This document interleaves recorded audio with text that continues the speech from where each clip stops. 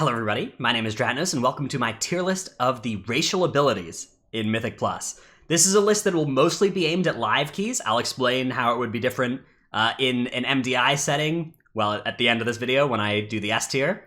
But for starters, let's just cover, I'm not going to put every single race in the game on this tier list. Most races don't bring anything notable to Mythic Plus, and it's not really worth discussing them. It's not like they're bad in Mythic Plus. You can play any race and be fine. In fact, many of my characters that I could race change to one of the better races, I have not bothered to because it's usually pretty small amount of impact to change your race.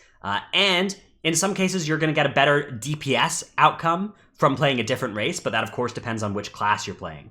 So with that being said, a lot of races like, Undead, Orc, all those sorts of ones that don't really bring anything useful to Mythic Plus, I'm not really going to bother placing on this list here. It is worth noting that some of them do have random useful abilities, like Nightborn has an AoE slow, which can be a useful thing depending on your group composition.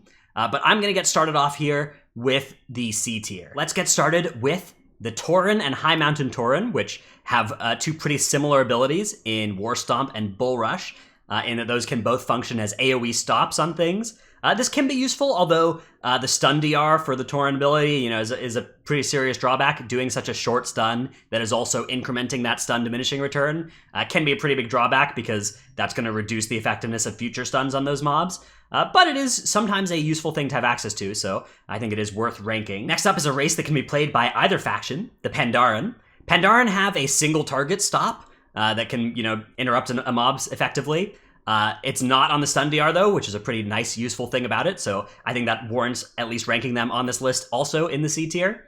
Also, Pandaren do take reduced falling damage, which for me in particular would be useful because I always fall off into Razan's Pit in a Taldazar and take fall damage there, so that would be a little bonus for me. Next up in the C tier, we have the Goblin. Goblin Jump is something that, I played a Goblin in Mythic Plus a couple runs now, and it does come up maybe once every couple dungeons that there is a useful spot to get value from Goblin Jump. Not a huge deal again, but something that I felt was worth putting them on the list again. And the final racial that I'm going to place in the C tier here is Kultiran Human.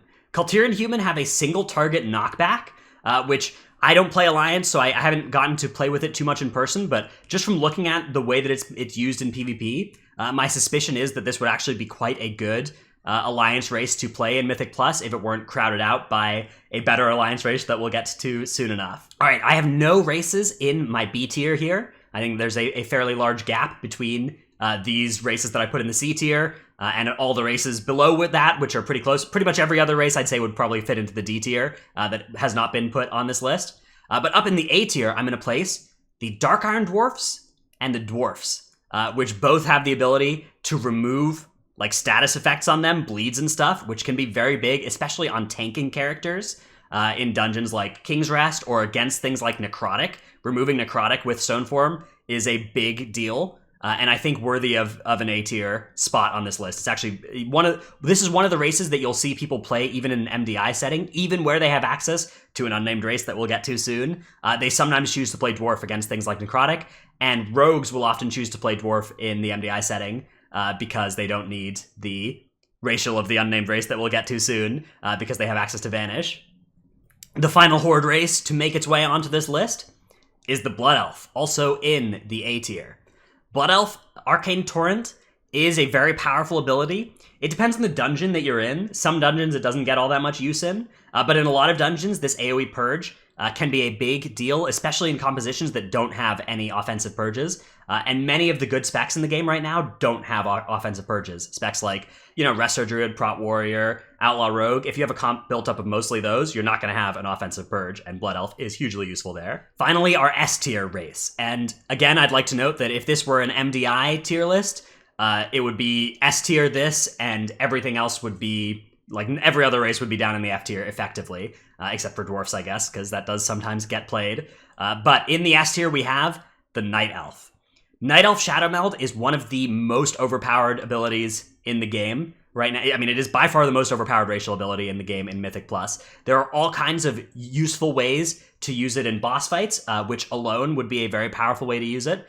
For instance, when you're fighting Razan in a Taldazar, you can use it to reset Pursuit, Now you might be thinking, okay, yeah, if I get targeted, I can Shadow Meld and Razan will stop pursuing me. But actually, that boss is like bugged, and just anybody in the group can Shadow Meld, and Razan will stop pursuing, which is bizarre. But there are all kinds of things you can just be targeted by a boss ability and Shadow Meld and get big value out of, or a trash ability, right? A trash mob can, start shooting you with just some marksman in a dungeon can start aiming a gun or a bow and arrow at you, and you can Shadow Meld and live when another person might have died. But by far the biggest thing that Shadow Meld brings access to is skipping. So there are these void-touched emissaries in this season. Last season there were these reaping mobs, and both of those were things that you could just run past and then press your Shadow Meld button, and even though they have True Sight, you could get far enough away that they would no longer be seeing you, and you could drop combat. So there are all kinds of void emissaries, tough pulls that full Alliance Shadow Meld groups can just ignore, whereas Horde groups or Alliance groups that aren't all Night Elves have to deal with the difference between using a Shadow Meld skip and using a skip where, everybody dies and somebody gets battle resed or whatever, and then you mass res. That's like a minute per skip or more every time that happens. Plus, it adds an element of unreliability to those skips. So this is why almost every composition that you'll see in an MDI setting is all Night Elves or Rogues, because Rogues have Vanish that does the same thing in those skip contexts. The only dungeon where you won't see Night Elves used is Siege of Borealis, and in Siege of Borealis, that's because the Horde side pathing is actually like 5 minutes better than the Alliance side pathing or something. There's like random role playing that doesn't happen if you're Horde versus if you're Alliance, and you get a much more favorable opening set of mobs to deal with. You get literally a different dungeon to deal with. But if that weren't true, you would actually see Night Elves in every single dungeon in an MDI setting. And in live keys too, Night Elf is also very overpowered, especially here in Beguiling season, because there's all these void-touched emissaries that are a real pain to deal with. And Night Elf groups don't have to deal with those. And that's why you're starting to see some of the very powerful key pushers, especially like over in EU. There are people who are switching every week. They're being Horde for their raid, and then they're switching over to Alliance and playing Night Elf to do keys for the rest of the week. And then the next week, they're switching back to Horde to raid and switching again. So they're paying, 2 faction transfers per week to get to play both factions, because that's how powerful the Night Elf racial is. I really can't overstate just how strong this is, and just how big of a gap there is between this S tier and every other tier as far as racials go. It is something like I have considered switching my faction just to play, with access to this ability, and I probably would do it if more of my friends were doing it for some of the good weeks, which might happen. You might, if you tune into my stream, you may see me playing Night Elf at some point in the next few weeks if I've been convinced to do this, to, play with people, and you can do dungeons of maybe 1 or 2 levels higher than you would otherwise be able to do just because you have access to Shadow Meld. It saves so much time over the course of a dungeon. Anyways, that's been my tier list video for Mythic Plus racials. Don't worry, I've got more tier list content.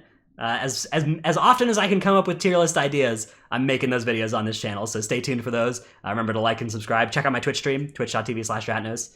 Thanks everybody for watching, and I'll see you in the next one. Bye.